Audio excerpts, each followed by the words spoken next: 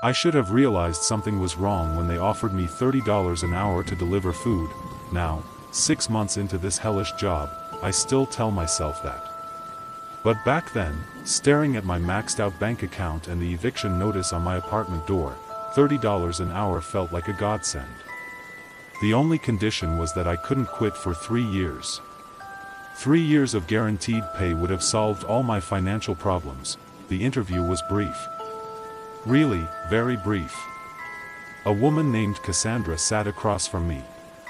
The office smelled faintly of disinfectant, and there was another, indescribable odor, something organic, with a hint of decay.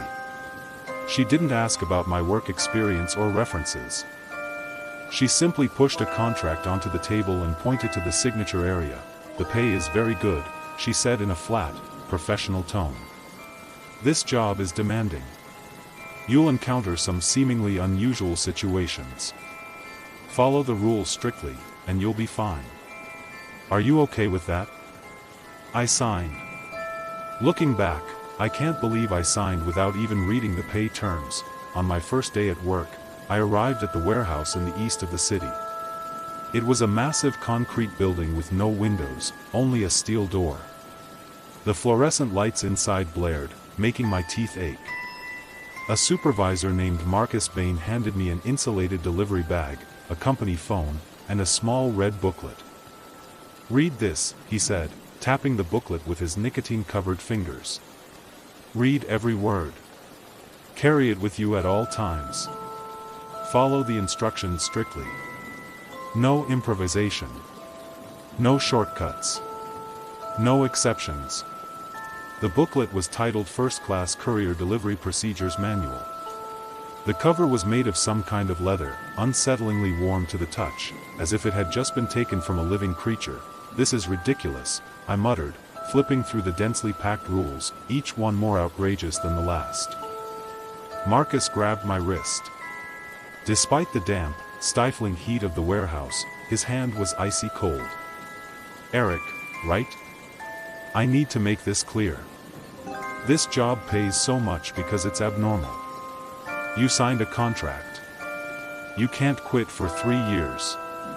So you only have 2 choices, either follow the rules and keep your job, or ignore the rules." Well, I haven't seen anyone ignore the rules in 6 months. I don't know what happened to the last one. None of us know. Before I could respond, he released my wrist and walked away.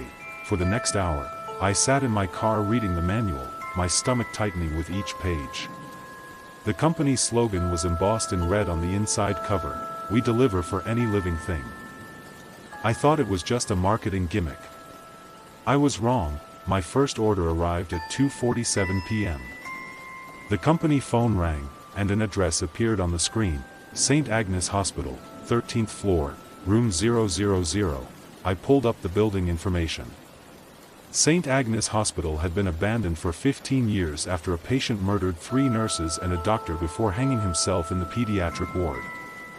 This hospital only has 12 floors.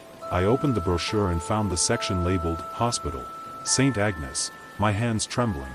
The instructions were very clear: park your car on the loading dock at the back of the building. Never use the main entrance, enter through the service door. The door is open. If the door is locked, leave immediately and report to the dispatch center. Use the stairs to go to the 2nd floor. Do not use the elevator, even if it appears to be working. On the 2nd floor, find room 666. Knock 13 times.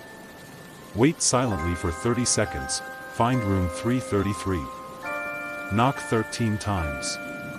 Wait silently for 30 seconds. Return to the stairwell. You will find a new staircase leading upstairs that wasn't there before. Don't be surprised. Don't look back at the corridor you just left, go up this staircase. It will be completely dark inside. Do not use a flashlight or your phone's light. Walk steadily upwards. You might hear breathing sounds that aren't yours. Keep going, you'll feel a noticeable drop in temperature. When you see your breath condense in front of you, you're almost there. At the end of the stairs is a door marked with the number 13. Open that door, place the delivery bag on the floor inside the threshold. The floor might feel strange under your feet, soft, warm, and slightly pulsating. This is normal. Don't investigate it, put the bag down and leave immediately. Don't look into the room. If anything speaks to you, don't respond. Run down the stairs as quickly as possible. Once you reach the second floor, the stairs behind you will disappear. Leave the building immediately. I read the instructions 3 times, hoping to understand something. It still didn't work. The delivery bag contained only one meal, a nearly raw steak, soaking in blood. The smell made me nauseous. The St. Agnes building looked like a tombstone. The lower floors were covered in graffiti, several windows were shattered, and shards of glass glistened in the dim afternoon light. I parked my car in the loading area as instructed. And the silence became suffocating the moment I turned off the engine. No birdsong, no traffic noise, nothing at all. The back door was unlocked, as expected. The rusty hinges screeched as the door opened, echoing in the empty hallway. A stench hit me, mold, decay, and, beneath it all, the smell of rotting organic matter I'd detected in Ms. Cassandra's office. I switched on my phone's flashlight, illuminating the darkness, and found the stairwell. Peeling paint was everywhere on the walls. As I climbed to the second floor, I swear I heard footsteps moving upstairs, the sound perfectly synchronized with mine. The second floor hallway stretched endlessly in 2 directions. The emergency exit signs flashed a sickly yellow. I first found room 666. Its door was painted black, unmarked except for a brass number that seemed to gleam in my flashlight beam. I knocked 13 times, my knuckles echoing like gunshots in the silence. After the 13th knock, I heard something moving inside, a massive object, dragging itself across the floor with a wet, scraping sound. 30 seconds felt like 30 hours. I stared at the timer on my phone, watching the second hand tick by, while the thing behind the door continued its slow movement, drawing ever closer. When the timer showed 30 seconds, the thing suddenly stopped moving. Room 333 was at the end of the corridor. I walked towards it, only to find my footsteps no longer echoing. The sound seemed to vanish into the surrounding air, as if the hospital had swallowed all my noise. I knocked 13 times on the door of room 333. This time, the response was completely different. A child's clear, bright laughter echoed from the room. Then, another child's laughter joined in. Then a third. Soon, dozens of children's laughter came from behind the door, their voices layered, distorted, and rising in pitch until they finally merged into a piercing scream that made my ears ring. I ran back to the stairwell as instructed, following behind without looking back. Even as the laughter reverberated through the corridor like a living thing, the stairwell door slammed shut behind me, and I found myself in complete darkness. My flashlight was still on. I could see the beam cutting through the air, but it illuminated nothing. The darkness swallowed the light like a black hole. Then I saw it, the new staircase leading upwards. I could see it because it was deeper than the surrounding darkness, like a negative space in the void. I put away my phone and began to climb upwards in the darkness. From what was probably the 5th floor, the sound of breathing filled the air. My breathing was slow and rhythmic, like some enormous creature drawing air into lungs that shouldn't exist. It came from all directions, from above, below, and even from inside the walls. I continued climbing, one hand gripping the railing, the other clutching the takeout bag tightly. Around the 20th step, my breath began to condense into mist. The temperature plummeted. My fingers went numb. My breathing grew louder and more rapid, as if the source of the sound sensed my approach. Something brushed against my shoulder, cold and damp, feeling like fingers made of ice water. I suppressed a scream and continued climbing.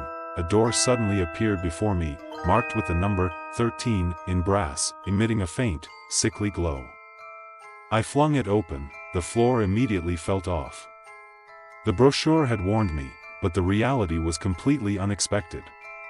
The floor was hot, almost feverish, vibrating slightly under my feet in rhythm with my heartbeat. The touch was like stepping on bare, untreated muscle tissue. I dropped my bag and ran, afraid to look into the room, though I glimpsed something large and pale moving in the darkness outside the threshold. As I ran down the stairs, I heard wet chewing sounds from upstairs, accompanied by groans that could be ecstasy or agony.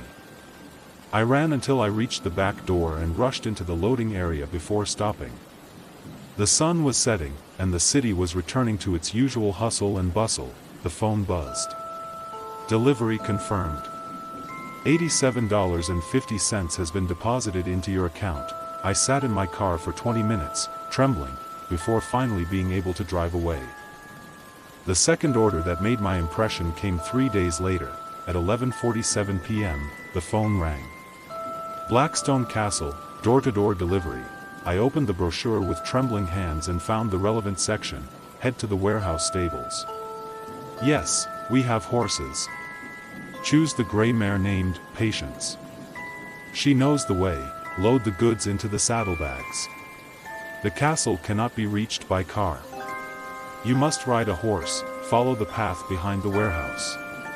It will lead you through the woods. The entire journey will take approximately 40 minutes. Do not stray from the path. You may see figures in the woods. They will call to you, and sometimes you will recognize their voices. Do not respond.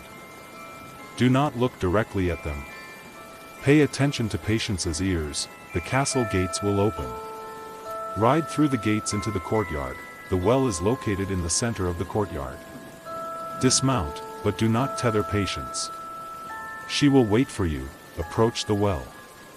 You will hear various sounds coming from it, voices, music, and laughter. These are echoes of the castle's history. They are harmless. Throw the delivery bags into the well. You will not hear the bags hitting the bottom. This is normal. There will be a response from the bottom of the well. It could be talking, singing, or screaming.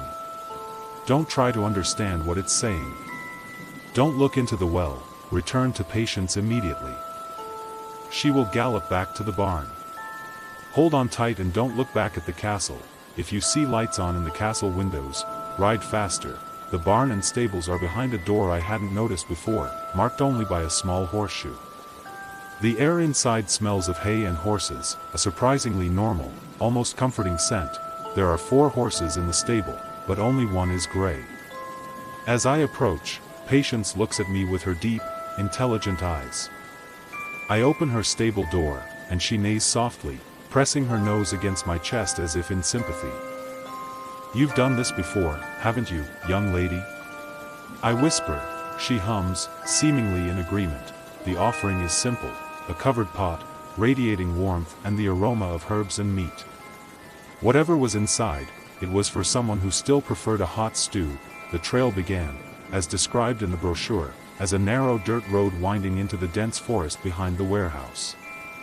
As soon as Patton stepped onto this path, the city lights went out, and we were surrounded by thick trees, unable to see even the stars. Patience moved with steady steps, her hooves softly pressed down on the soft earth. My gaze remained fixed on her ears, watching them turn, listening to the sounds of the surrounding forest. 10 minutes into the ride, the first sound came. Eric? It was my mother's voice. My mother, who had died of cancer 2 years ago. Eric, baby, where are you going? Come here. I miss you so much. My eyes welled with tears, but I kept my gaze focused on the horse's ears. The voice came from the depths of the woods to my left. Please, Eric. Don't you want to see me one last time? I'm right here. Look at me. Just once. Patience pressed her ear to my head and quickened her pace to a jog. The voice followed us, growing more desperate and more urgent. You left me to die. You weren't there when I needed you. You should at least look at me. These accusations pierced my heart like knives. Because some of them were true. I had missed the last few days of her life. I hadn't returned until the very last week, stuck in another state, working a job I was going to lose anyway. Guilt gnawed at me like a living, breathing thing. but I didn't look at her. Other voices joined my mother's.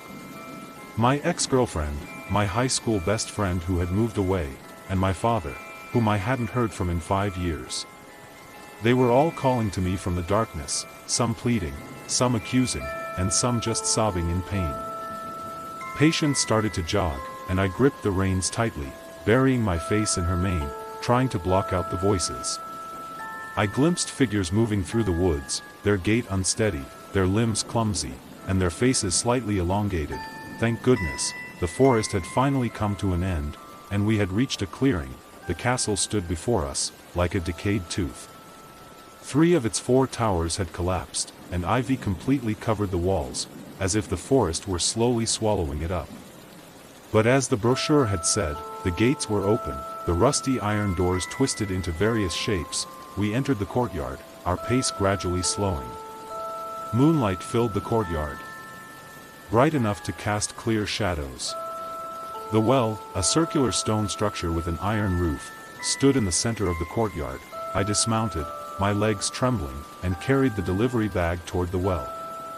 Before I even reached it, sounds rang out. I was already halfway there. First came laughter, the elegant, clear laughter of nobles at a banquet.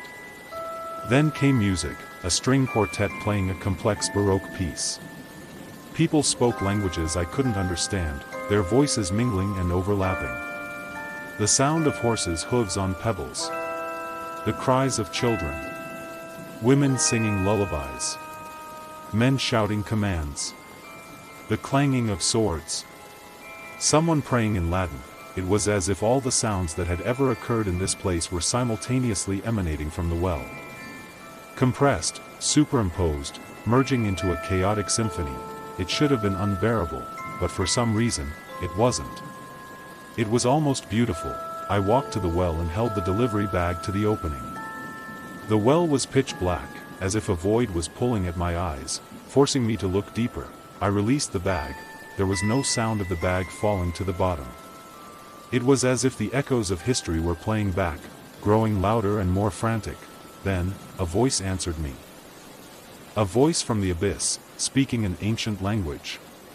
It wasn't speaking to me, it was speaking through me, and I could feel its sound vibrating in the soft tissues of my bones, teeth, and internal organs. Its meaning it passed through my consciousness, reaching a primal part of my brain, a place that understands hunger, darkness, and the patience of those who live forever in the abyss. It was saying thank you. I ran back to Patience, and out of pure fear, I smoothly mounted her. She needed no urging, turned, and charged toward the gate, her hooves sparking on the cobblestones. As we galloped through the gate, I made a mistake. I glanced back. Every window in the castle was filled with light. Candles, torches, the whole building radiated a warm glow, brimming with life and celebration. I could see shadows moving behind the glass. People were dancing and dining.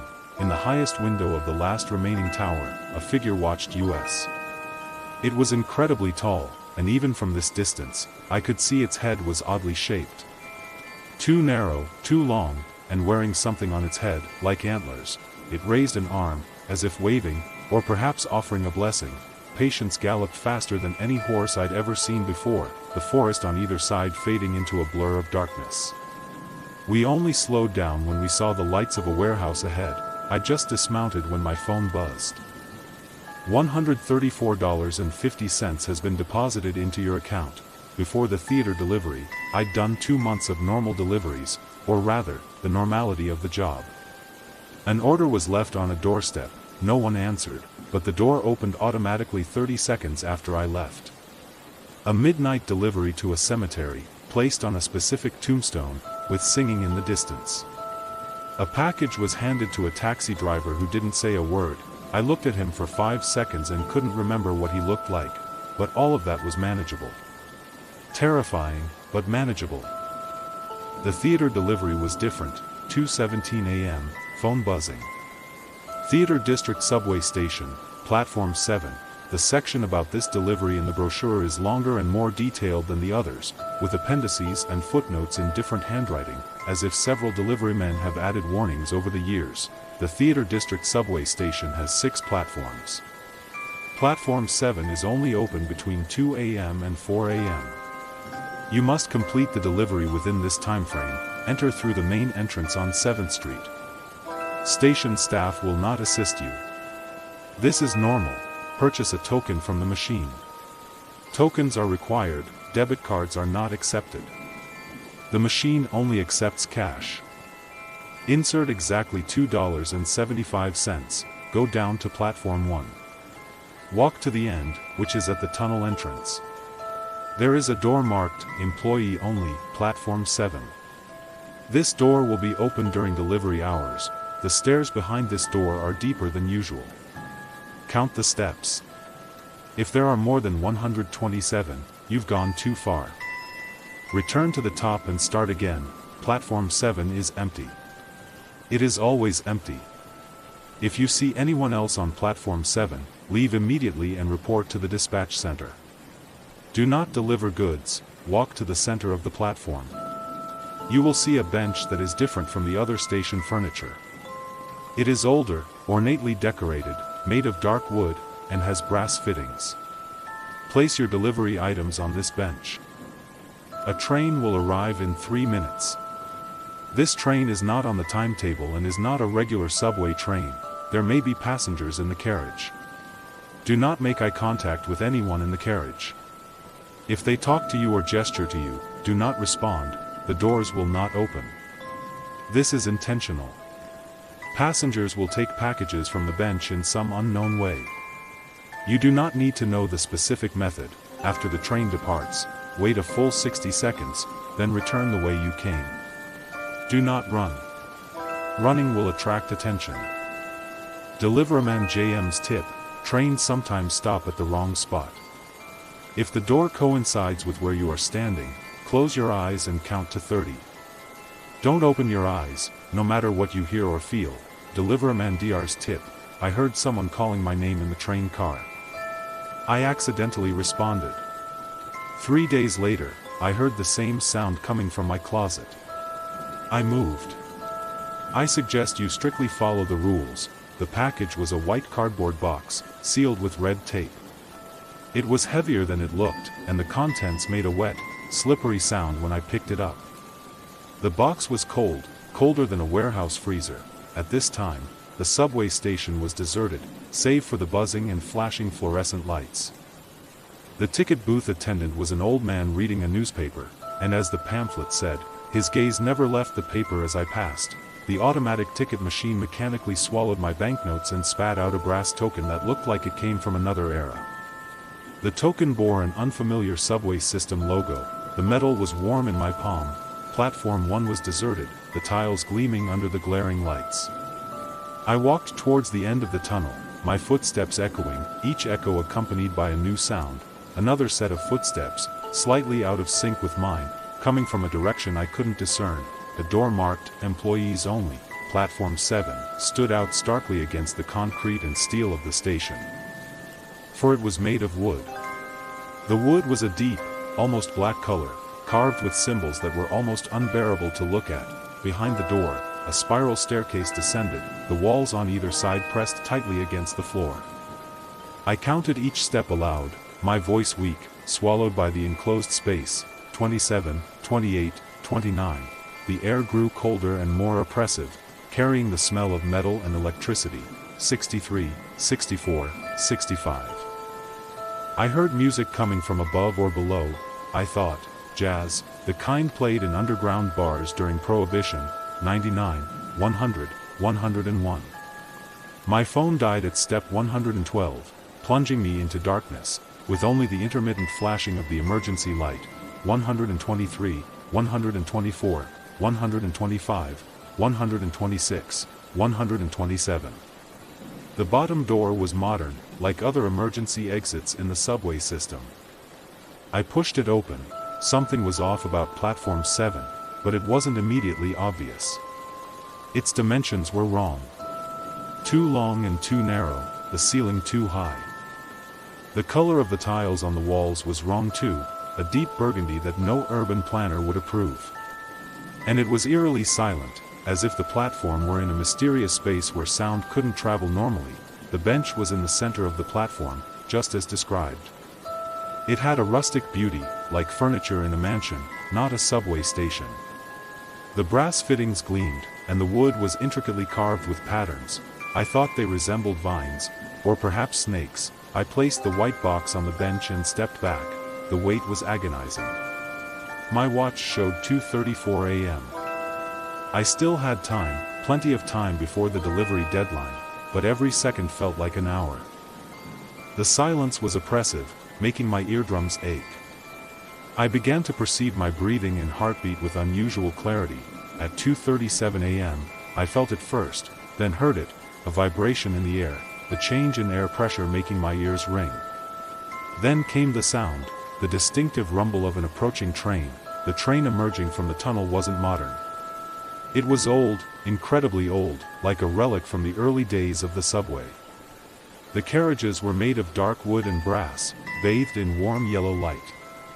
Through the windows, I could see the passengers. My blood froze instantly. The passengers were dressed in clothing from different eras. A woman wore a 1920s-style modern dress. A man wore a Victorian-era suit. A child wore tattered clothes from the Great Depression. A soldier wore a World War II uniform. They sat or stood, swaying slightly with the train's movement, each staring intently at me. Something was off about their expressions. Not obviously, not in a way I could articulate, but something felt off. Their proportions, their expressions, even the rhythm of their blinks. The train slowed, slower and slower.